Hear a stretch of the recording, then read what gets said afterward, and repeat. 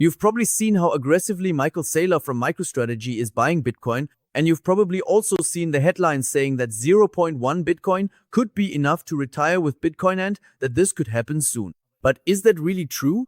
So let's not just guess in this case, but actually go through the numbers. Because if you're 45 years old or older, retirement is no longer a distant dream, it's real, and you're getting close. So today we're asking ourselves, could just 0.1 Bitcoin, which is worth around $10,000 today, really be enough for a comfortable retirement? And by the end of this video, you'll know whether 0.1 Bitcoin could realistically allow you to retire. And we'll also talk about what you need in order to retire with Bitcoin.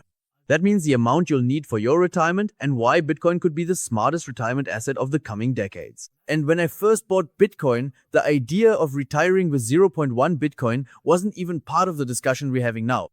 Back then, we were talking about retiring with dozens of Bitcoins, not with a fraction of fractions of a Bitcoin.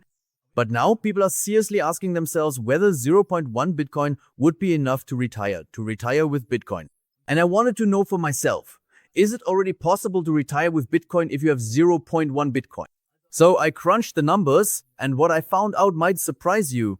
And before we get started, remember, it's extremely important to store your Bitcoin and cryptocurrencies securely, to store them offline, not on centralized exchanges, because it's too risky there. That means if you want to store them securely now and you're interested in that, click the link in the description below the video. And before we dive into the math and why Bitcoin should be part of your retirement plan, let's talk about why Bitcoin belongs in a retirement plan at all and why it definitely belongs there now. Because Bitcoin is not just a cryptocurrency, but part of a global decentralized money network secured by powerful computers and real NLP. And acceptance is growing rapidly, faster and faster. Over 55 million wallets now hold Bitcoin, and we're still early. Now think about the internet in the 1990s. What we can see is that Bitcoin adoption is actually growing faster than that of the internet. And although no one can perfectly predict the future, those who recognize this growth, this exponential growth, earlier usually benefit the most. For example, in the last 5 years, a $100 investment in an S&P 500 index fund grew to $195. However, the same $100 invested in Bitcoin grew to $1,000. And the CEO of MicroStrategy, Michael Saylor, estimates that Bitcoin could yield a 30% annual return over the next 2 decades. That's definitely a figure that's hard to ignore. And others even say that it will yield even higher returns. Pretty unstoppable.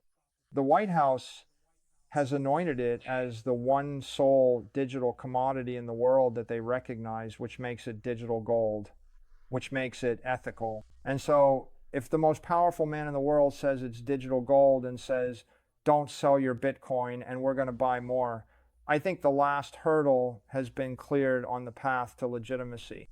So tell me, if you're a sovereign wealth fund, Saudi Arabia, the United Arab Emirates, CRPYTO, would you diversify that portfolio? How much Bitcoin would you own? All of it.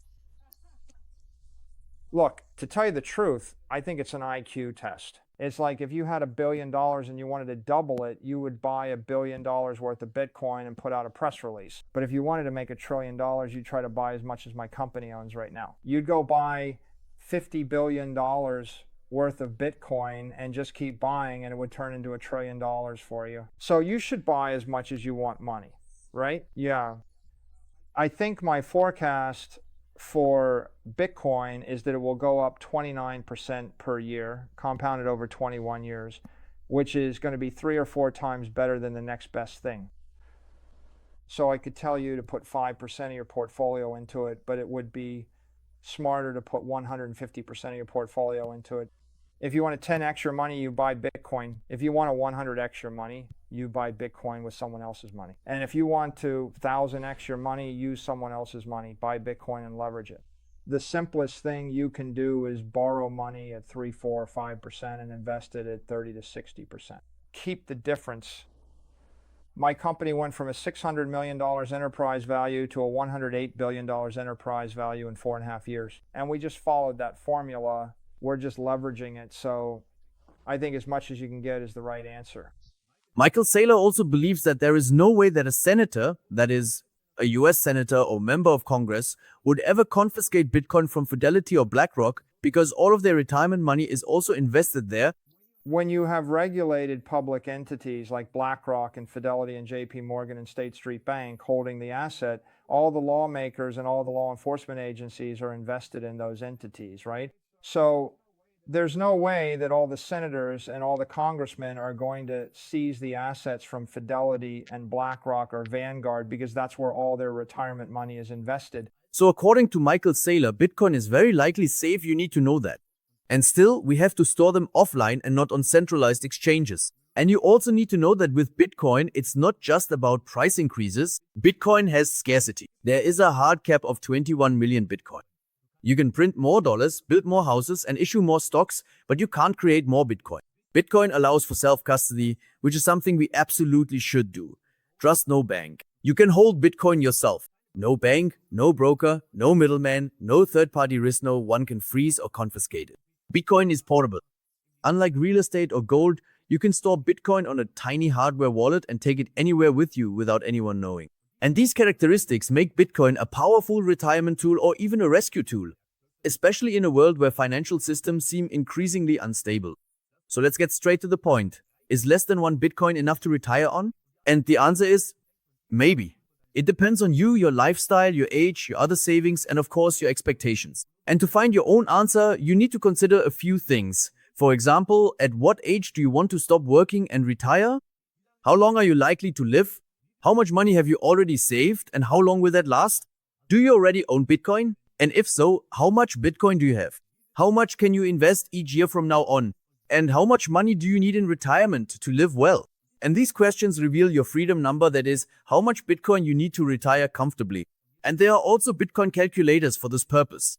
You'll also find the link to one in the description below the video. This calculator can help you figure that out, but I've already done a bit of the work for you, and I'll now explain which assumptions I used for my calculations. First, Bitcoin is the only source of income in retirement. And for most people, that's not realistic, at least not at this point. Second, statistically, men live to 83, women to 86. Third, according to Michael Saylor, Bitcoin grows by 30% each year. Fourth, inflation is at 7% per year, or even much higher. But we'll stick with 7%. Fifth, people want to have $100,000 per year in retirement, measured in today's dollars. And of course, we can use that as an equivalent for the euro as well. And finally, depending on where you live, you might have to pay taxes on gains if, for example, you sell your Bitcoin. In Germany, after 1 year and 1 day, your Bitcoins or your crypto are tax-free at the current time. And now let's look at a few examples. I took numbers from the calculator based on these assumptions. For example, we have person A who is 30 years old, person B is 40 years old, person C is 50 years old, and person D is 60 years old. For each person, I calculated 2 scenarios. Either they buy 0.1 Bitcoin now and hold Bitcoin until retirement, or they invest $200 every month from now on. And at the end, we'll talk about when they can retire. For person A, 0.1 Bitcoin is enough to be able to retire at the age of 51. And here we assume that person A only buys 0.1 Bitcoin and nothing more.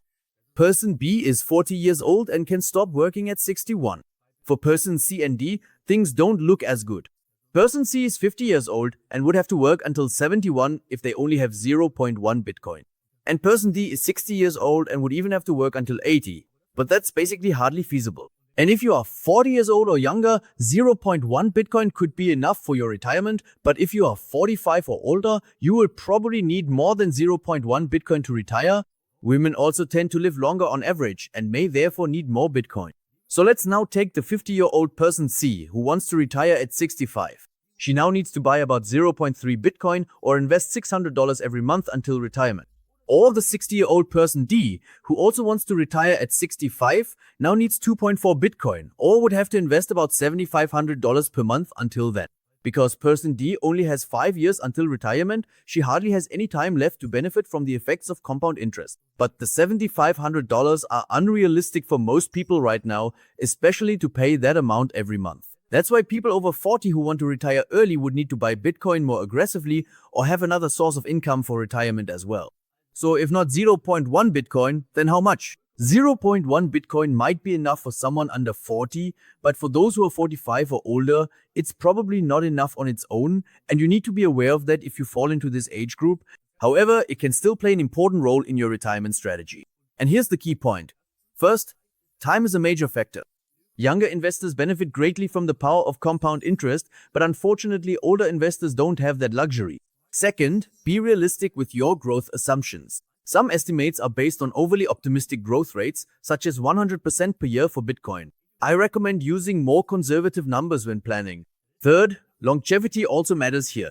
For example, women often live 3 to 4 years longer than men, which affects how long your retirement money needs to last. And for most people over 45, Bitcoin unfortunately won't be able to replace the entire retirement plan, but it can be a strong component or make up a significant part of it.